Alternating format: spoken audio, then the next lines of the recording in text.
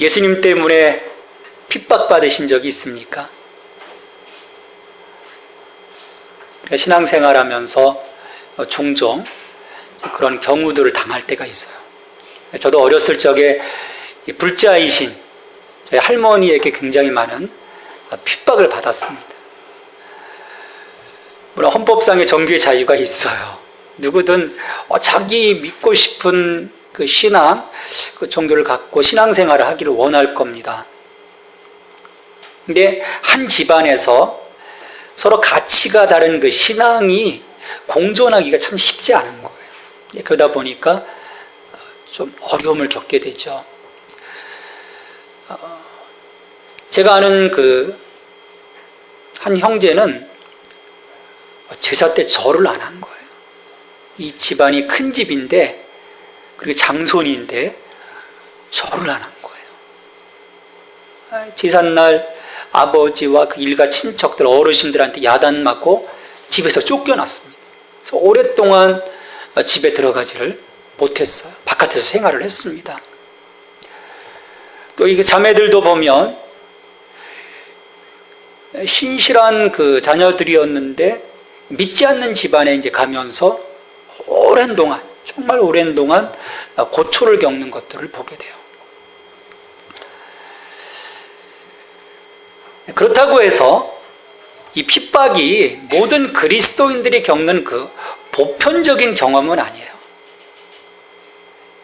예수 믿으면 고난받는다. 고난은 필수다. 그러면 다 도망가 버릴 거예요. 쉽지 않은 거예요.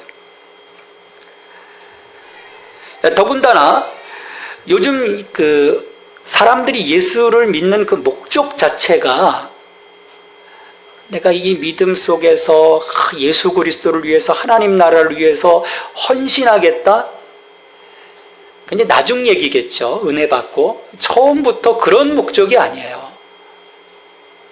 좀 내 마음이 좀 평안하고, 또 예수 믿어 복 받고, 좀 잘 살고, 그런 목적을 갖고 있단 말이죠.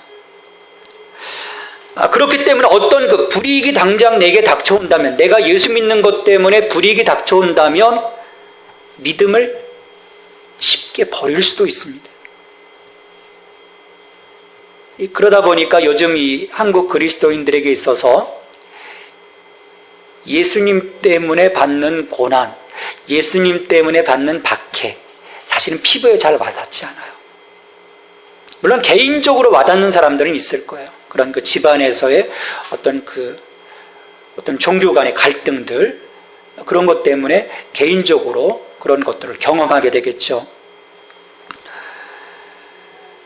하지만 예수님은 우리 모든 그리스도인들을 향해서 고난은 당연한 것이라고 말씀합니다. 우리가 그리스도인이라면, 우리가 예수님의 제자라면, 그래서 예수님께서 부르실 때 말씀하셨지 않습니까? 너희가 나를 따르려거든 너의 십자가를 지고 나를 쫓으라는 거예요. 왜냐하면 예수님이 가신 길이 평안의 길이 아니거든요. 십자가의 길입니다. 고난의 길이죠. 죽음의 길이죠. 그러니까 예수님은 고난이 필수라고 말씀하시는 거예요.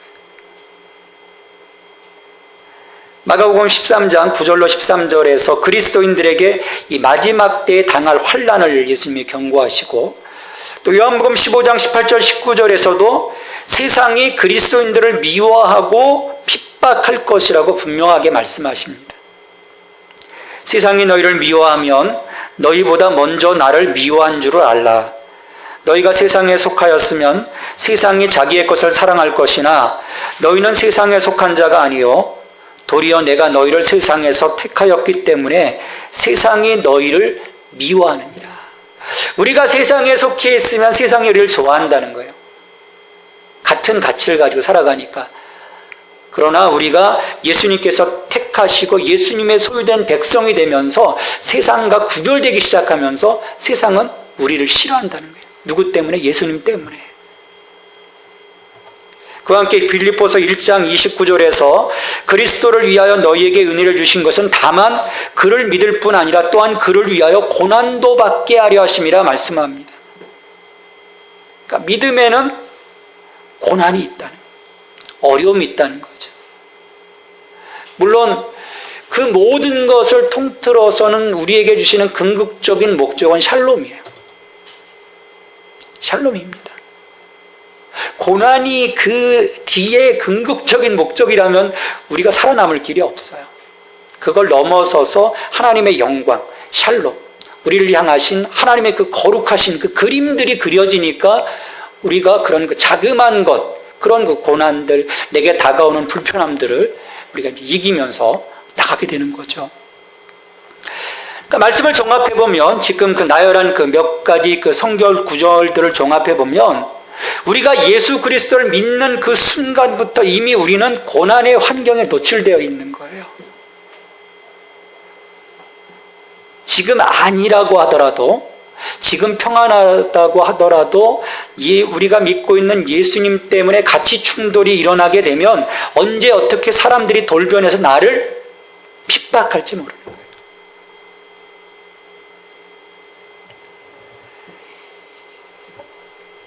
어렸을 때도 그렇거든요. 그 대학이라고 하는 입시와 연결되지 않을 때는요, 교회 나가는 거 괜찮습니다. 바른 생활 하도록 엄마들이 보내요. 근데 고1, 고2, 고3 됐는데도 입시에는 생각 안 하고 교회 가서 앉아있으면 이제 핍박이 오죠, 당장에.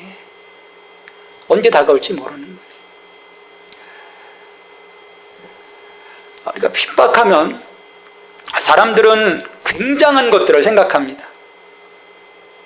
그 원형 경기장에서 사자의 밥이 되는 그 순교의 모습들 막 생각도 하고,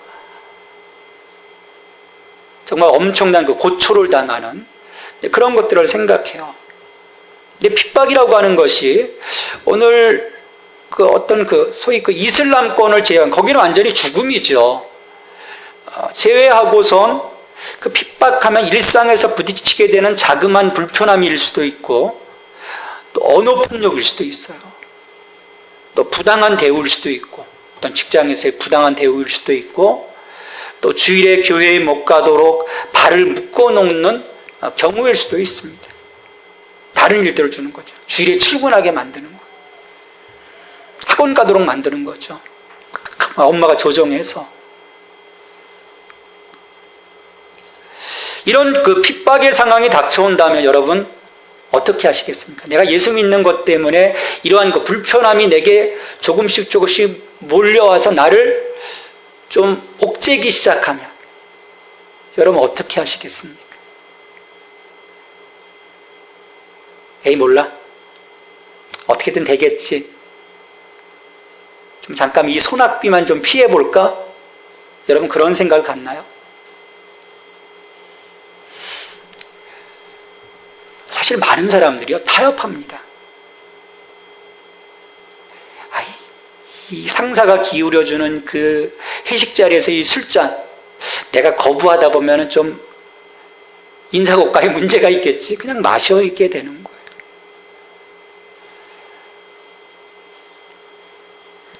아니면 부딪히면서 내가 받고 있는 그 어려움들을 견디면서 나가겠습니까? 잠깐의 어떤 그 불편함이 있겠죠. 부모와의 불편함이 있겠고, 또 친구와의 어떤 불편함이 있겠고, 또 직장 상사와의 불편함이 있겠죠. 여러분, 예수를 믿는다는 것은요 불편함이 있습니다. 왜? 예수를 믿는 사람들은요 세상과 구별되어 있거든요. 구별된 가치를 살다가 보면 그렇지 못한 보편적인 사람들과 자연스럽게 부딪힐 일이 생기게 돼요. 그때 내가 그냥 타협하고 좋은 게 좋은 거지 그러면서 나갈 것인지, 아니면 나의 믿음을 지켜갈 것인지, 여러분 이건 굉장히 중요해요.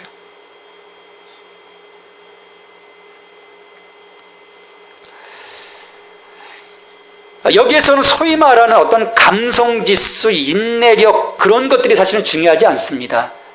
EQ가 높아서 이걸 견뎌낸다, 그런 게 아니에요. 지금 받고 있는 이 어려움보다, 핍박보다 자신의 믿음을 지키는 것이 더욱 가치 있는 일이라면 사람들은요 이거 견뎌냅니다. 쉽게 버리지 않아요. 근데 반대로 그렇지 못하면 버릴 수 있는 거죠. 내려놓을 수 있는 거예요. 그리고 이거 모면 안 되면 다시 또 내가 또 신앙생활을 하면 되지. 그렇게 적절하게 타협들을 하면서 살아갑니다. 근데 예수님은 그냥 적당히 타협하고 피하고 물러서려고 하는 그런 우리들을 향해서 핍박은 두렵고 피해야 할 것이 아니라고 말씀하세요. 우리 그리스도인들에게 있어서 그것은 복된 일이라고 말씀을 합니다. 좋은 일이라는 거예요. 행복한 일이라는 거예요. 오늘 8번째 복에 대해서 예수님께서 말씀을 하십니다. 의를 위하여 박해를 받는 자는 복이 있나니 천국이 저희 것입니다. 여러분, 박해를 받는 자가 복이 있다는 이 말씀에 동의하십니까? 불편한데, 힘든데, 마음 아픈데 상식으로 이해하기 어려운 거예요. 여러분, 그 아이가 엄마한테 매를 맞으면서 웃고 있으면은 엄마가 뭐라고 생각했습니까? 미친놈이거든요. 막 어려운데 막 웃고 있고 막 행복해하고 나 괜찮아. 세상 사람들이 이해를 못합니다. 미친 취급받게 되는 거죠. 그럼에도 불구하고 예수님은 그것이 복된 일이라는 거예요. 이처럼 그리스도인의 삶은 인간 이성으로는 분명하게 이해할 수 없는 역설로 가득 차 있습니다. 그래서 우리가 자꾸 감성과 이성으로 이 신앙을 접근하다 보면 어려워지기 시작해요. 예수님은 이 팔복을 통해서 그런 하나님 나라의 가치, 참 하나님 나라 백성이라면 어떤 모습, 어떤 가치, 어떤 삶의 모습들을 가지고 살아가야 하는지를 지금 말씀하고 계시는 거예요. 그러니까 전혀 세상과 다른 모습인 거예요. 세상이 기대하는 정말 멋진 모습과는 전혀 반대의 모습을 지금 예수님은 말씀하시는 거죠. 우리가 동의하든 동의하지 않든 간에 예수님은 핍박받는 자들이 복이 있다고 하셨습니다. 근데 여기서 중요한 것은요, 세상의 모든 박해받는 자들이 복이 있다고 하지 않으셨어요. 분명히 제안하셨습니다. 의를 위하여 핍박을 받는 자가 복이 있다고 했습니다. 여러분, 여기서 의는 뭡니까? 의. 하나님의 의. 디카이오시네. 하나님의 의, 바로 예수님입니다. 11절 말씀에 보면 나를 위하여 핍박을 받는 자라고 했어요. 나를 위하여. 예수 그리스도를 위해서. 그러기에 의를 위하여 박해를 받는다고 하는 것은 예수님 때문에 받게 되는 핍박이에요. 예수 믿는다는 그 이유 하나만으로.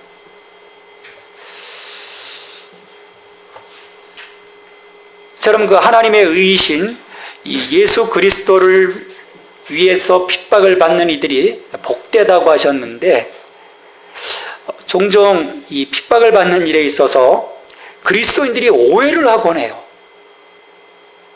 그냥 어떻게 보면 자신의 그 믿음보다는 자신의 어떤 그 게으름, 안일함, 영적 무지로 인해서 어려움을 당하고 있음에도 불구하고 나 예수 때문에 핍박받고 있어라고 얘기를 하는 사람들이 많다는 거예요. 오줌통 구별하지 못하는 거죠.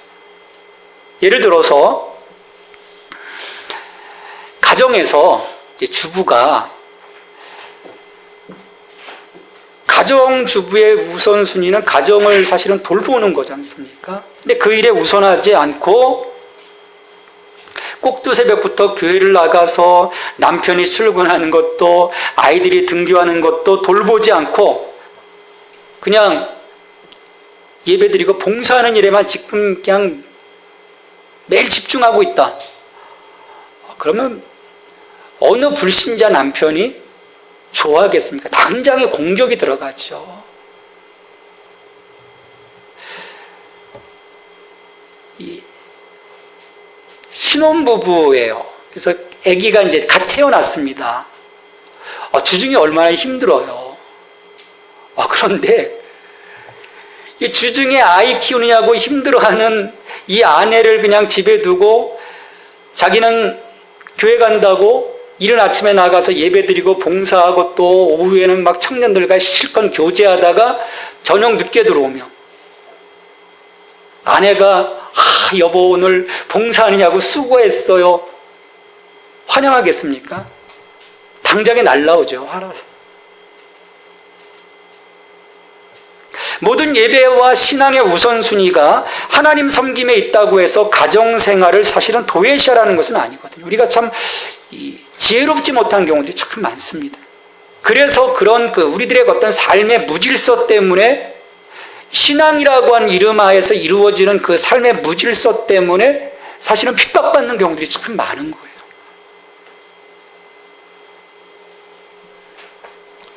예수 믿는 자식들을 바라보는 부모님의 마음도 마찬가지입니다. 교회 다닌다고 하면서 자기 생활이 제대로 이루어지지 아니하면 좋아할 부모가 어디 있겠습니까?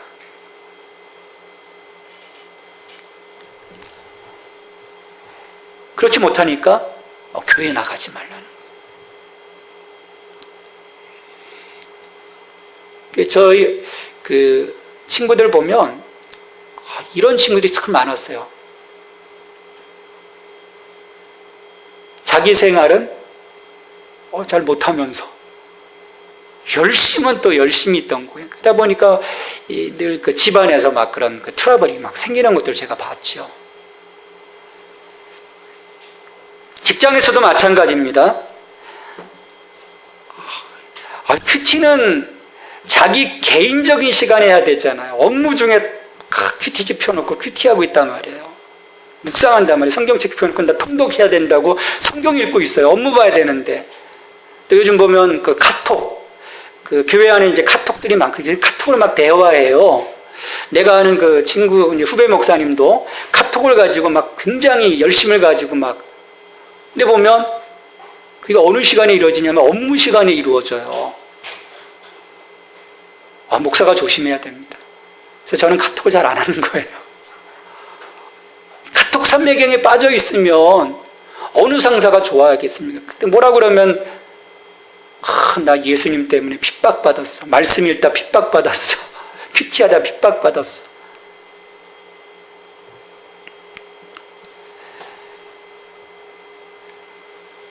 이런 것들은요, 내가 예수님 때문에 핍박받았다고 사실은 말할 수 없는 것들이죠. 내 삶의 자리에서 지금 하고 있는 나의 본분을 정말 다 하면서 정말 최선을 다하는 것이죠. 저는 시편 37편의 그 말씀을 참 그래서 좋아해요. 하나님의 성실을 식물 삼아. 여러분, 하나님의 성실을 식물 삼아 세상의 그 어느 누구보다도 최선을 다하는 사람들이 되시길 바랍니다. 그거 안 하면서 내 신앙 지킨다고 세상 사람들이 우습게 여기는 거예요. 그러나 우리가 삶의 자리에서 자신의 본분을 다하면서 예수 믿는 믿음을 지키기 위해 세상의 부당 앞에서 침묵하지 않고 타협하지 않고 그럼으로써 곤란함을 내가 겪게 된다면 정말 그거는 예수님 때문에 어려움을 겪는, 그걸 우리 주님이 복되다고 하시는 거예요. 야, 네가 믿음 때문에 너의 그 숭고한 그 믿음을 지키기 위해서 타협하지 않음으로 받는 그 모든 그 고초들이 너 참 복되다. 너 참아, 괜찮아. 이거 복된 일이 행복한 거야. 우리 주님이 우리를 격려해 주시는 거예요. 그렇지 않을 때는요, 정신 차리라고 하실 거예요. 또 다른 오해는 자기 신념이나 독선 때문에 받는 핍박을 마치 하나님 나라의 의를 위해서 핍박받는 것처럼 생각하는 경우들입니다. 이게 종종 이제 운동권에 계신 목사님들이 좀 겪는 오류예요. 그러나 예수님을 위해서 받는 것이 아니라 자기 신념이에요. 자기 이데올로기에 의해서 받는 그 핍박을 예수 그리스도를 위해서 받는 핍박이라고 착각해서는 안 되는 것이죠. 예수님은 분명히 말씀하셨어요. 11절 말씀에서 나로 말미암아 너희를 욕하고 박해하고 거짓으로 너희를 거슬러 모든 악한 말을 할 때는 너희에게 복이 있나니. 예수님께서는 이 말씀을 통해서 언제고 내가 예수님을 선택하고 그분의 이름으로 행동하고자 할 때, 그분의 이름으로 살아가고자 할 때 세상이 어떻게 돌변할지를 말씀하시는 거예요. 예수 안 믿을 때는 이런 문제가 어디 있습니까? 그러나 내가 어느 날 은혜 받고 누군가를 통해서 예수님을 알고, 야, 예수님 너무너무 좋아요. 내 삶이 너무 죄가 있군요. 거룩하게 살겠습니다. 의롭게 살겠습니다. 그래서 사람들과 조금씩 구별되기 시작해요. 야, 놀러 가자. 아니야, 나 오늘 좀 저기 교회에서 예배가 있어. 그러면요, 갑자기 이제 썰렁해지기 시작하면서 어느 날 핍박이 들어오는 거야. 쟤는 왜 저 모양이냐? 꼭 저래야 돼? 너무하는 거 아니야? 오게 돼 있다는 거예요. 더군다나 세상은 기본적으로요, 예수 그리스도의 이름을 싫어합니다. 꺼려해요. 내가 곧 길이요 진리요 생명이니 나로 말미암지 않고는 하나님께로 갈 자가 없다. 왜 기독교만 독선이냐라고 수많은 사람들이 얘기하죠. 예수 믿으십시오. 예수 믿어야 구원받습니다. 당장 날라와요. 무슨 예수만이 구원이냐. 석가도 있고 뭐 마호메트도 있고 뭐 다 있는데 왜 니들만 구원의 길이냐. 공격 들어오거든요. 여러분 나가서 전도지 돌려보세요. 감사합니다. 전도지 받는 사람 있습니까? 쳐다보지도 않아요. 또 잘못 걸려보십시오. 저는 한번 전도하다가 어느 할아버지한테 걸려가지고 한 30분 정도 진짜 호되게 하다 맞았어요. 이 기독교인이 나쁜 놈들, 이 초대교회 역사니 그 중세교회 막 그 교회가 못된 짓 한 그 시점부터 막 얘기해가면서 이 교회가 어떤 짓을 탁 서가지고 그러시죠 어르신. 얼마나 야단 맞았는지. 여러분 세상이요, 좋아하지 않습니다. 기본적으로 안 좋아해요. 왜? 불편하거든요. 예수 믿는 사람인가 있으면 거리끼는 것이 많은 거예요. 술자리도 못 가요. 나이트도 못 가요. 음란한 데도 못 가요. 너무 많거든요. 즐겨야 되는데 얘 데리고는 못 간단 말이에요. 그러니까 버리게 되는 거예요. 야, 넌 가라.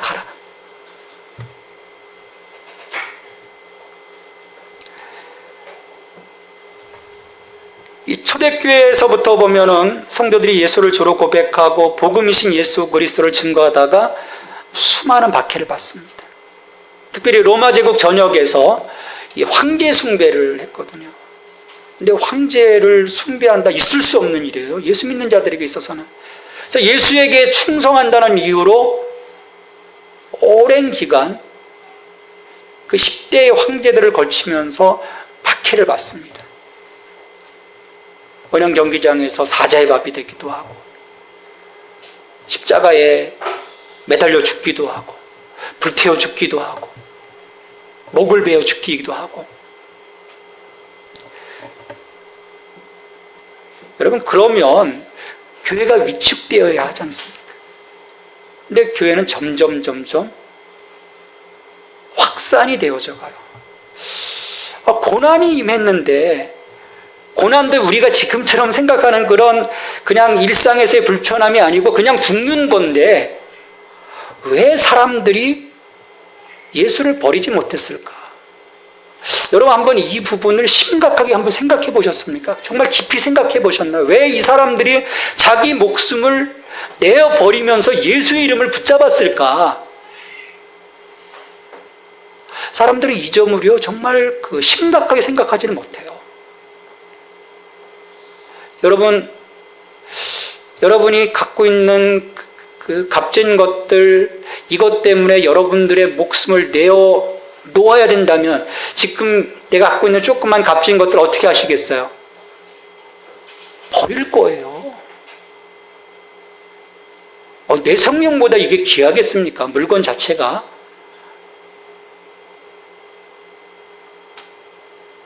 고급 자동차 때문에 내 목숨을 버릴 수 있겠습니까? 집 하나 때문에 내 목숨을 버릴 수 있겠습니까?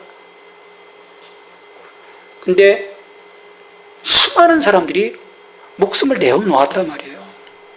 그러면 거기에는 뭐가 있는 것이죠. 사람들은 발견한 거예요. 자기 목숨보다도 더 가치 있는 것, 예수 그리스도의 그 이름 안에 영원한 가치가 있는 것을 발견한 것이죠. 난 목숨까지도 내어놓아도 괜찮아. 그럴 만한 가치를 발견했기 때문에 사람들이 죽었던 거예요. 그런데요,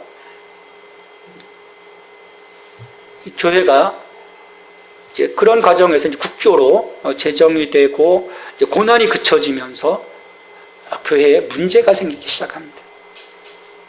참 이 고난은요, 이 핍박은 우리를 건강하게 만들어요. 우리의 그 신앙, 우리의 삶을 단단하게 만드는 역할을 하는데, 어느 순간 평안해지고 나태해지면서 교회가 동력을 잃어버리게 됩니다.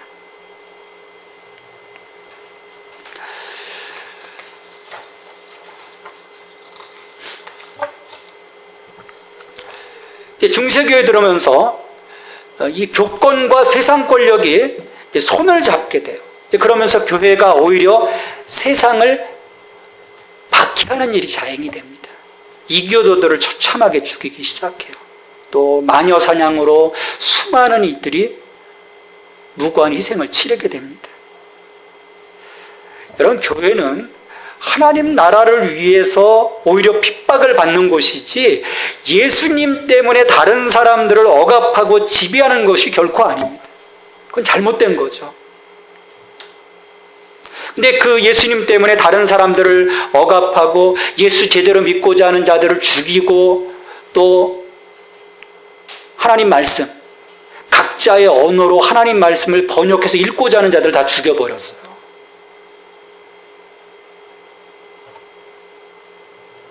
그렇게 예수를 위해 고난을 받아야 하는 제자로서의 삶을 상실하면서 교회는 타락의 길을 철저하게 걸어가게 됩니다. 이 점에서 볼 때 이 교회와 그리스도인들은 평안해지고 삶이 윤택해질 때 오히려 영적인 건강을 상실할 위험을 갖게 됩니다. 그런 점에서 또 예수님이 고난이, 핍박이 복이 있다고 하신 말씀은 정말 가장 적당한 말씀이십니다. 그 말씀을 통해서, 이 고난을 통해서 우리들의 그 신앙이 온전하게 세워지기 때문이에요. 오늘 우리 한국 사회가 한국 교회를 바라보면서 비판하는 일이 참 많아졌습니다. 그래서 혹자는 이 교회가 지금 막 박해를 받고 있다고 이야기를 해요. 근데 저는 이것은 박해라고 말할 수 없다고 봐요. 왜냐하면 결코 예수님 때문에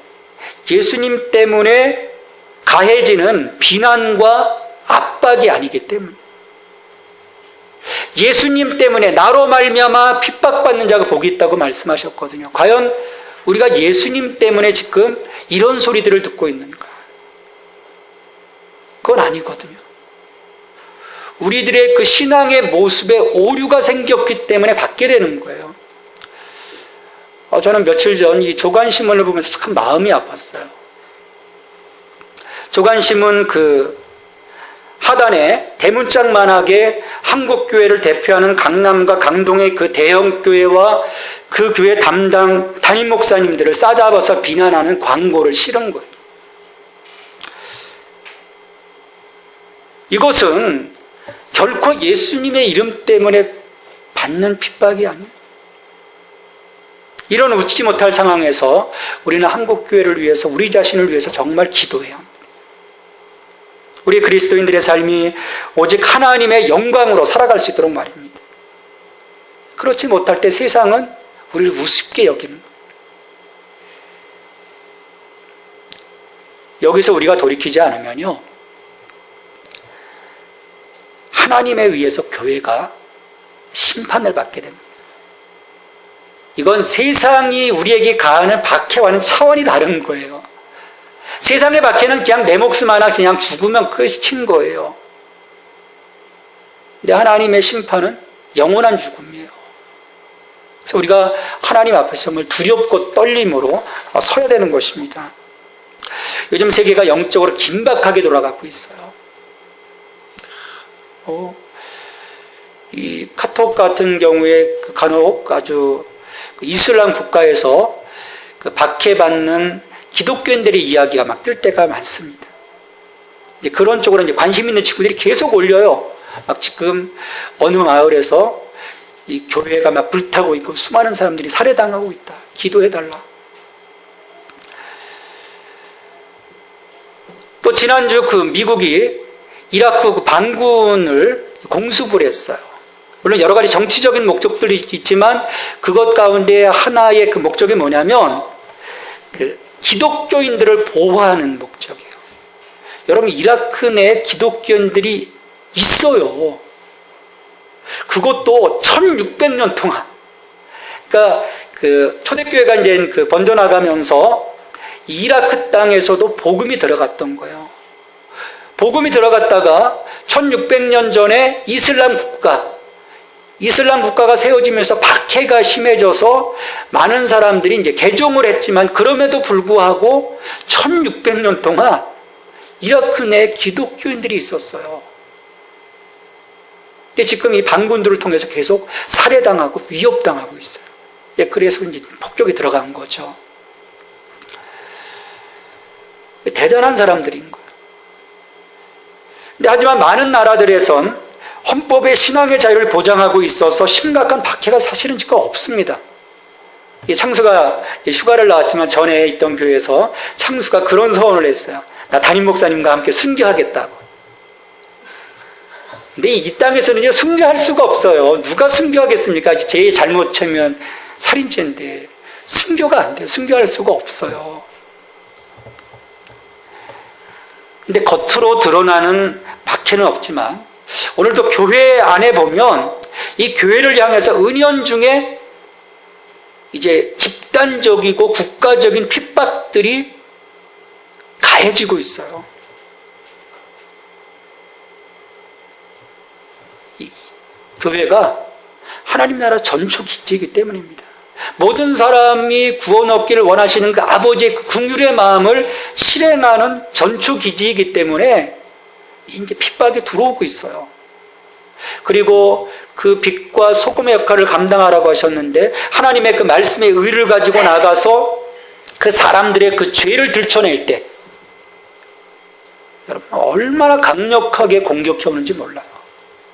요즘 계속 그 법안들이 위반이 되고 있는데 소위 소수인권, 여러분 무서운 거예요. 이 법적인 장치들을 통해서 교회 안에서 그런 그 소수인권을 향한 잘못됨을 얘기할 수가 없는 거예요. 얘기했다가 하는 벌써 새구랑차게 되거든요. 그럼에도 불구하고 교회는 묵묵하게 예수님 이름을 통해서 드러난 그 거룩함을 세상 가운데 증거할 수 있어야 합니다. 또 내가 그걸 못하면 내 삶을 통해서 나의 구별됨을 통해서 살아계신 예수 그리스도를 증거할 수 있어야 돼요. 근데 그러다 보면 내게 다가오는 불편함이 있습니다. 그것들을 내가 이기고 나가야 하는 것이죠. 근데 만약 내가 평안하다, 나 참 좋아? 아이, 너무너무 좋아. 그러면 대부분 직무유기에 쓸 가능성이 높아요.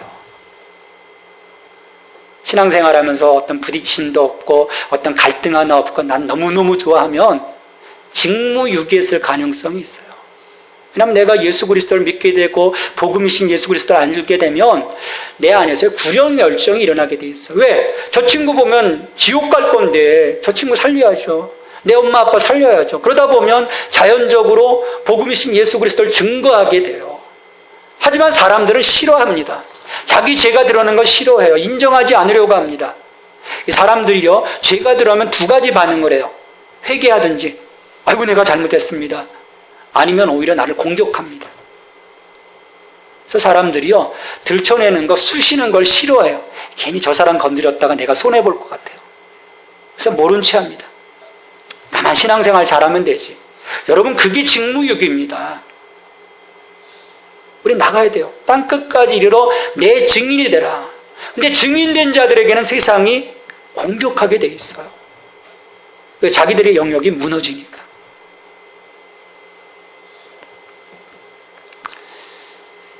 그러나 예수님께서는 말씀하시죠. 예수께 충성함으로 세상의 가치의 반대편에 서 있다는 이유로 우리를 공격하고 비난하는 사람들을 두려워하지 말라는 거예요. 저들은 결코 우리를 해할 수 없습니다. 그리고 한 발 더 나가서 예수님은 우리에게 말씀하시죠. 그 일을 너희들이 바라보면서 기뻐하고 즐거워하라는 거예요. 왜? 하늘에서의 상이 크니까. 우리가 받게 될 하나님께서 우리에게 주시는 그 상이 크기 때문에 기뻐하고 즐거워하라는 거예요. 여러분, 우리가 종종 어렵고 힘들 때 그 고난 자체를, 그 문제 자체를 너무 깊이 묵상할 때가 많습니다. 여러분, 그렇게 깊이 묵상하다 보면요, 나오는 게 뭐겠어요? 한숨밖에 안 나와요. 한숨밖에 안 나옵니다.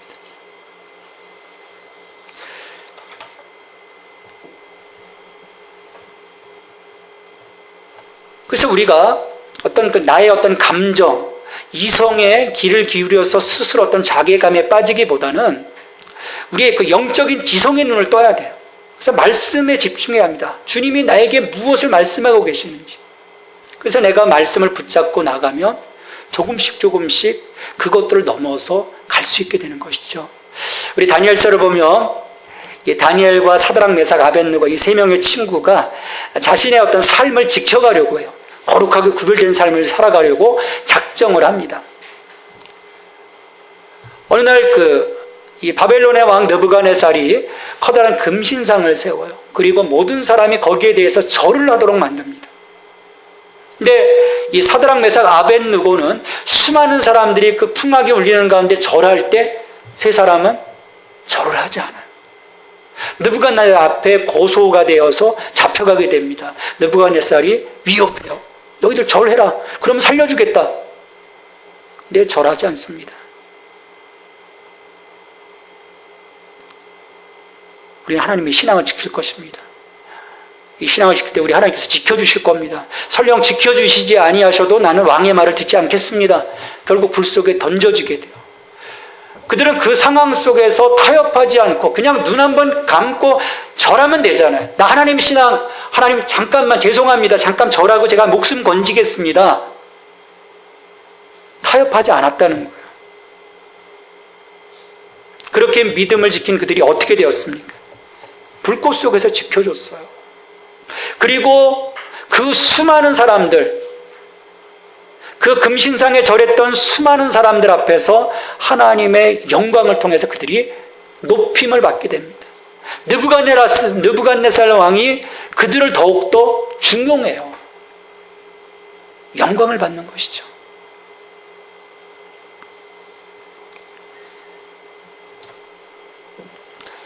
로마서 8장 18절 말씀에서 현재의 고난은 장차 받을 영광과 좋게 비교할 수 없도다 말씀합니다. 우리의 고난은 하나님의 영광으로 우리를 이끌어가는 것이죠. 여기에서 여러분, 그 어떤 상황이 온다 할지라도 이 말씀 의지해서 여러분들 포기하지 마십시오. 여러분들의 그 믿음에 자그마한 손상도 주지 마세요. 그건 사탄이 우리를 속이는 것입니다. 하나님 우리를 사랑하세요. 우리가 넉넉히 이길 수 있도록 내가 하나님 사랑하고 하나님 붙잡고 가면 내게 힘을 주십니다. 지혜를 주세요. 우리가 무조건 세상과 싸울 수 있는 것 아니거든요. 우리는 싸움꾼이 아닙니다. 내 믿음 지킨다고 하면요, 눈을 부릅뜨고 세상 사람들과 막 싸우려고 하는 경우들이 많아요. 이런 뱀같이 지혜롭고 비둘기같이 순결하라고 하셨어요. 이 박해의 시대에 우리가 믿음을 지켜간다는 것은요, 지혜입니다. 무조건 싸우는 것이 아니에요. 하나님이 능력을 주세요. 하나님이 지혜를 주세요. 하나님이 피할 길을 주십니다. 그것을 통해서 내가 나의 믿음을 지켜가는 것이죠. 뒤로 물러서라는 것이 아니에요. 타협하라는 것이 아닙니다. 주님께서는 이러한 과정을 통해서, 특별히 어떤 사람들을 통해서, 환경들을 통해서 우리가 하나님 나라를 살아갈 수 있도록 담금질을 해주시는 거예요. 이 담금질이 없으면, 이 고난이 없으면, 이 어려움이 없으면요, 우리의 믿음이 정련되지 못합니다. 사람들이요, 운동하지 않으면 어떻게 됩니까? 배가 나오게 돼 있어요. 남자는 복부지방이, 여자는 피하지방이 가득 차게 돼 있습니다. 예수로 충만한 게 아니라 지방으로 충만할 수밖에 없어요. 움직여야 되는 거예요. 우리의 삶이 움직여야 되는 거예요. 주님을 향해서 한 걸음 한 걸음 달려가기 시작하면 우리에서의 그 모든 것들이 빠져나가기 시작합니다. 이겨낼 수 있는 거예요.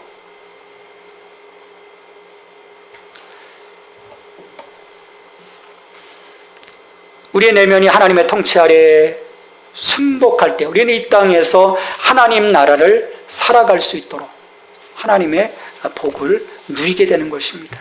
그래서 우리가 속지 말아야 돼요. 이겨내야 되는 것입니다. 빌립보 감옥에서 바울과 실라가 감옥에 갇혀서 착고에 차여 있어요. 그때 실망하지 않습니다. 두 사람이 찬송을 해요. 근데 찬송을 부를 때 옥문이 열리고 착고가 풀어지게 되죠. 우리를 올가매고 있는 모든 억압의 틀이 일순간에 열려지게 되고 상황이 바뀌게 될 것입니다. 내가 기뻐하고 감사하고 찬송하고 나가면 지금 당장 불편함이 있고 내 삶에 얼거짐이 있다 할지라도 하나님이 나를 풀어주실 거예요. 여러분 기뻐하고 감사하십시오. 지금 주어진 그 상황들, 어렵고 힘든 상황들, 나의 삶에 지금 그 쪼그라져 있는 그 모습들, 그것 때문에 여러분들 슬퍼하지 마세요. 기뻐하셔야 합니다. 오늘 우리들은 하나님 나라 백성으로 우리들의 동기와 행위와 일과 언어와 사상과 우선순위에서 하나님을 맨 앞에 모시도록 부름을 받았어요. 하나님께 나의 첫 것을 드리도록 부름을 받았다는 거예요. 사람들은 이 부름을요 부담스럽게 여깁니다.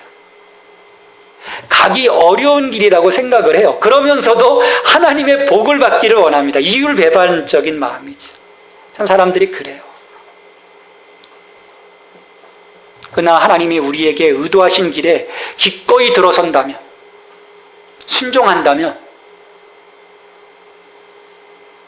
하나님이 우리에게 허락하신 이 팔복의 가치들을 가지고 내가 살아간다면 우리에게 행복한 삶을 하나님이 보장해 주시는 거예요. 왜냐하면 우리 삶의 행복은 하나님이 만드시는 것입니다. 내가 만드는 것도 아니고요. 다른 세상의 어떤 것도 이것을 만들어낼 수 없어요. 돈도 만들어낼 수 없습니다. 권력도 만들어낼 수 없어요. 그리고 이 축복은 불투명한 미래를 위한 것이 아닙니다. 우리가 종말론적인 신앙을 살아간다고 하는 것은 지금과 그리고 앞으로 이어질 이 동시대를 살아가는 것. 우리가 나중만을 바라보고 간다.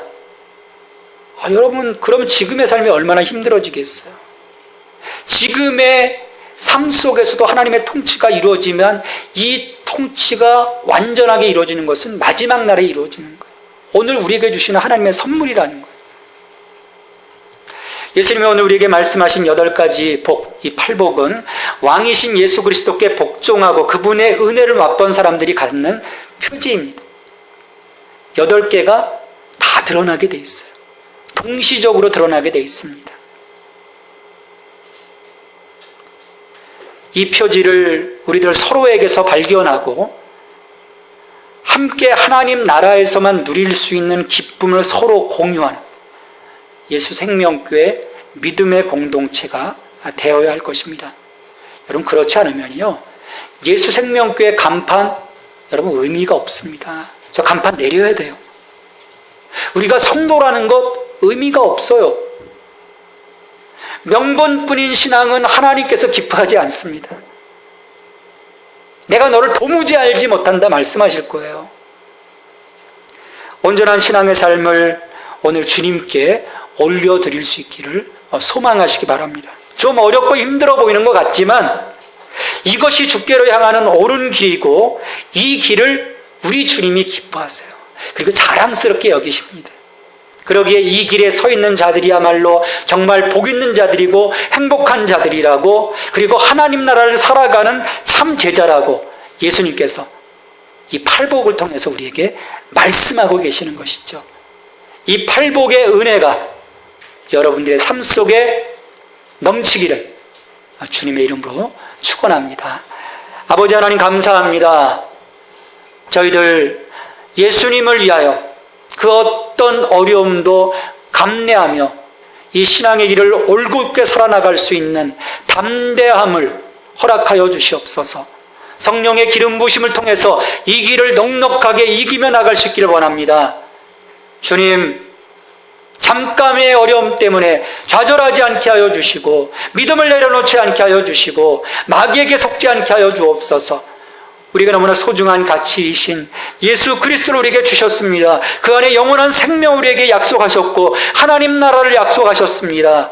주님, 이 놀라운 선물을 우리가 부여잡고 가기를 원합니다. 이것을 통해서 우리가 격려받고 위로받기를 원합니다.